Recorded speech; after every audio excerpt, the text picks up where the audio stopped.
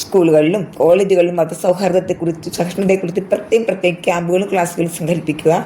കുട്ടിക്കാലം മുതലേ മറ്റു മതസ്ഥരെ ബഹുമാനിക്കാൻ പഠിക്കുക എന്നതുവഴി പുതിയ തലമുറയിൽ വർഗീയത അല്പമെങ്കിലും അവരെ മുഴുവനായിട്ട് തന്നെ സംരക്ഷിക്കാൻ സാധിക്കും. സോഷ്യൽ മീഡിയകളും മാധ്യമങ്ങളുമാണ് വർഗീയത പടരുന്ന പ്രധാന ഇടങ്ങൾ. വർഗീയതയെ കൊണ്ടുവന്ന് ചർച്ചയ്ക്കും സംവാദത്തിനും വിളിപ്പിച്ച് അവരെ നിന്ന് വമിക്കുന്ന വർഗീയ വിഷമിക്കുന്ന വാക്കുകൾ കേട്ട് അതിനെ പ്രതികരിക്കാനും നല്ലതും മോശമായ കമൻ്റ് ഇടാനും അവർ ചെയ്ത വീഡിയോയ്ക്ക് മറ്റു വിധത്തിൽ അവരുടെ എതിർത്തുകൊണ്ട് വീഡിയോ ഇടും. അപ്പോഴും കുറേ പ്രതികരിക്കാനും അതിന് ലൈക്ക്, അതായത് നല്ലതും ചീത്ത പ്രതികരണങ്ങൾ വരും. ഇതെല്ലാം തന്നെ വർഗീയത വളരാൻ സഹായിക്കൂ.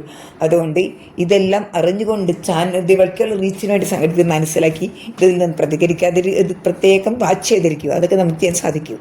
മാധ്യമങ്ങളിൽ സോഷ്യൽ മീഡിയയിലും കാണുന്ന തെറ്റായ വാർത്തകൾക്ക് വിദ്വേഷണ സന്ദേശങ്ങൾക്കും അവർ ഷെയർ ചെയ്യാതിരിക്കുക, അതിന് പ്രതികരിക്കാതിരിക്കുക. ഏതെങ്കിലും പ്രത്യേക മതവിഭാഗത്തെ അധിക്ഷേപിക്കുന്ന പോസ്റ്റുകൾ കണ്ടാൽ അവയെ പ്രോത്സാഹിപ്പിക്കാൻ ഒരിക്കലും നാം തയ്യാറാവരുത്. കൂട്ടായ ആഘോഷങ്ങൾ, അതായത് ഓണം, ക്രിസ്മസ്, ഈദ് തുടങ്ങിയ ആഘോഷങ്ങൾ ജാതി മതഭേദമേന എല്ലാവരും ആഘോഷിക്കാൻ ശ്രമിക്കുക. ഇത്തരം ആഘോഷങ്ങളൊക്കെ മനുഷ്യരെ തമ്മിൽ അകറ്റാനുള്ള അകലം കുറയ്ക്കാൻ സഹായിക്കും. മതത്തിൻ്റെ പേരിൽ വോട്ട് ചോദിക്കാൻ വരുന്നവരെയോ വിവാഹത ഉണ്ടാക്കി ശ്രമിക്കുന്നവരെയൊക്കെ തിരിച്ചറിയണം. അവരെ തള്ളിക്കളയാനും നമുക്ക് കഴിയണം. നാടിൻ്റെ വികസനത്തിന് സമാധാനത്തിന് പ്രാധാന്യം നൽകുന്ന ചിന്താഗതി നമ്മൾ വളർത്താൻ ശ്രമിക്കണം. മറ്റുള്ള അഭിപ്രായങ്ങളും വിശ്വാസങ്ങളും നമ്മുടെ നിന്ന് വ്യത്യസ്തമാണെങ്കിൽ പോലും അതിനെ ആദരിക്കാൻ പഠിക്കുക. സഹിഷ്ണുത പിൻപറ്റുന്ന ഒരു കൂട്ടം ആളുകൾക്ക് മാത്രമേ വർഗീയതയെ തോൽപ്പിക്കാനാവുകയുള്ളൂ. സ്നേഹവും പരസ്പര ബഹുമാനമാണ് വർഗീയതയെ എതിർക്കാനുള്ള ഏറ്റവും നല്ല മാർഗം. നാനാത്വത്തിൽ ഏകത്വം എന്ന ഇന്ത്യയുടെ മഹത്തായ സന്ദേശം ഉയർത്തിപ്പിടിച്ചുകൊണ്ട് നമുക്ക് വർഗീയതയില്ലാത്ത ഒരു നല്ല നാളെയെ സ്വപ്നം കാണാം.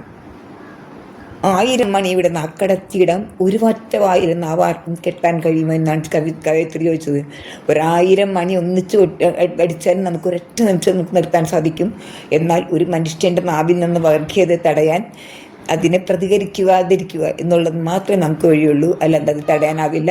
വർഗീയതയാണ് നമ്മൾ എതിർക്കേണ്ടത്, വർഗീയവാദികളെയല്ല. അവരെ സ്നേഹത്തോടും കരുതലോടും കൂടി അവർ നമ്മളോട് കൂട്ടി നിർത്താൻ ശ്രമിക്കുക.